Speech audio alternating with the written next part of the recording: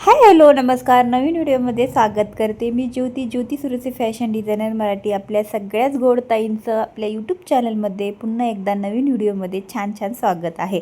तर चला, आज मी बसले होते, म्हणजे ब्लाऊज माझे सगळे शिवून झालेले होते. जेवढे काही मला आजचं जे काही रुटीन होतं, म्हणजे जे काही ठरवलेलं ब्लाऊजचं काम होतं ते माझं पूर्ण झालेलं होतं. आणि इथं माझं हुक बसवायला चालू होतं.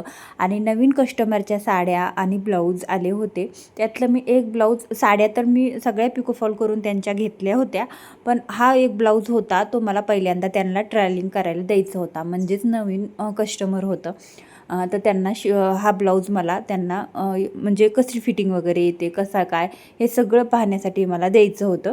तर चला मग हे सगळं मी करत होते. म्हटलं आता हुक वगैरे लावून घ्यावं आणि त्यानंतर मग ओव्हरलॉक वगैरे करून लगेचच द्यावं, कारण ते संध्याकाळपर्यंत आला की मी सकाळपर्यंत त्यांना तो ब्लाऊज देऊन टाकेल. म्हणजे ते पुढचे ब्लाऊज मला शिवायला सांगतील की कसं शिवायचं काय.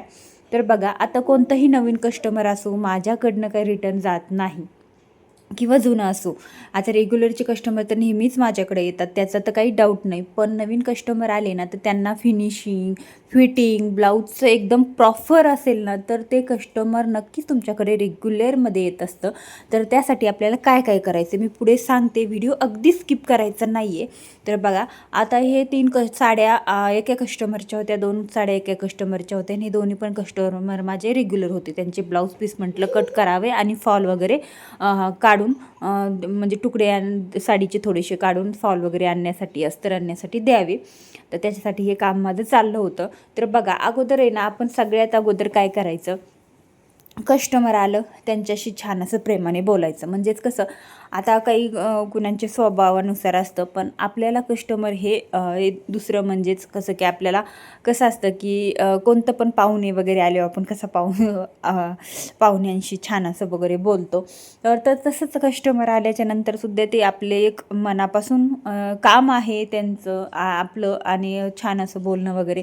तर छान बोलायचं, प्रॅक्टिस करायची, सवय लावायची. कारण एकदा सवय लागली तर सवय लागते. छान बोलायचं त्यांच्याशी, त्यांच्याकडचं सगळं विचारून घ्यायचं. म्हणजे काय, ते ब्लाऊजविषयी, तुम्हाला ब्लाऊज कसा पाहिजे आहे, शिवायचा कसा आहे, त्याचे सांगतील सगळं. मला 4 टक्स हवा आहे, प्रिंट कट हवा आहे किंवा कटोरी हवा आहे, यातला कोणताही पॅटर्न त्यांनी सांगितला तो आपल्याला लिहून घ्यायचा की हे ब्लाऊज अशा अशा पद्धतीने शिवायचं आहे.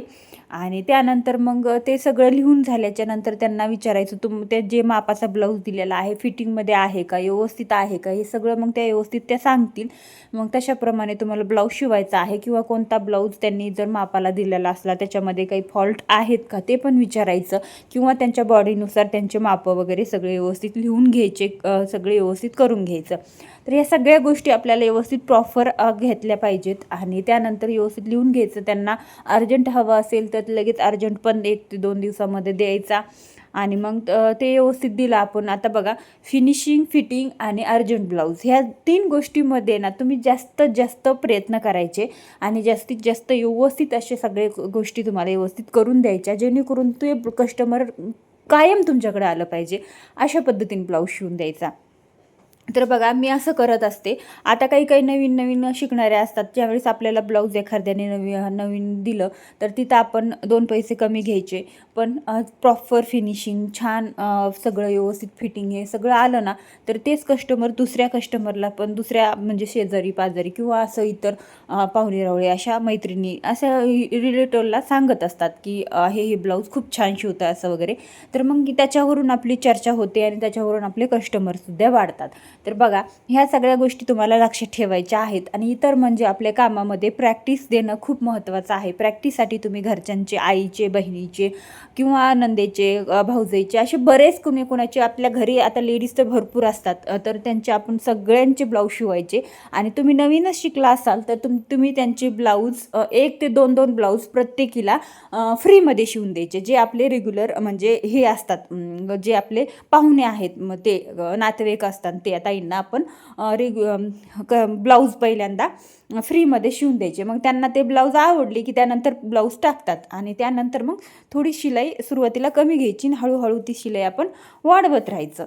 तर अशा पद्धती आपल्याला कामामध्ये व्यवस्थित पूर्ण आपलं जे डोक्याचा वापर म्हणजे आपण कसं विचाराचा वापर करणं गरजेचं आहे. त्याचबरोबर आपल्याला व्यवस्थित काम कसं करता येईल त्यावर आपण थोडा विचार करायचा. त्याच्यावर आपल्याला छान असा अभ्यास करायचा. तुमचा ब्लाऊज कुठे चुकतोय, काय चुकतोय, ह्या सगळ्या गोष्टींमध्ये आपल्याला प्रॉपर विचार करून आणि काही गोष्टी आपल्याला लिहायची पण सवय लागली पाहिजे. जसं की आपलं काय काय चुकतंय, कुठे कुठे चुकतं हे सगळं वहीमध्ये नोट करून ठेवायचं आहे.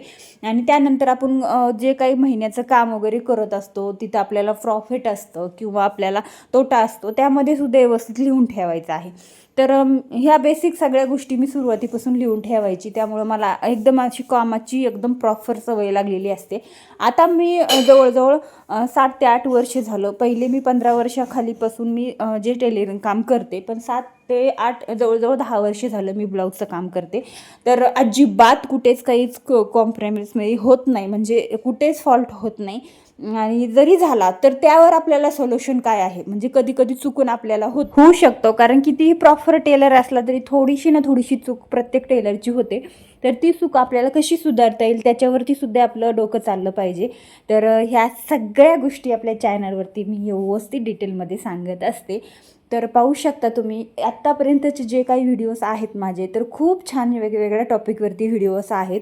तुम्ही नसतील बघितले तर चॅनलवरती जाऊन बघा. आणि छान छान पद्धतीने जर तुम्ही ब्लाऊज शिवायला शिकलात, आता मी प्रत्येक ब्लाऊज तुम्हाला दाखवत असते. काही ब्लाऊज मला नाही दाखवणं झाले तरी पण थोडक्यात का होईना मी शॉर्टमध्ये दाखवत असते. ते कशा पद्धतीने शिवले जातात, कोणती डिझाईन कशी केली जाते किंवा फिनिशिंग कसं द्यायचं, ब्लाऊज विषय, टेलरिंग विषय, फॅशन डिझायनिंग विषय मी थोडक्यात सगळ्यात विषय मी तुम्हाला टिप्स देत असते. तर चला व्हिडिओला एक लाईक नक्की करा, चॅनलला सबस्क्राईब करा आणि असेच नवीन नवीन व्हिडिओ बघत राहा. आजच्या व्हिडिओमध्ये तुम्हाला कसा वाटला कमेंट करून सांगा. भेटू नवीन व्हिडिओमध्ये.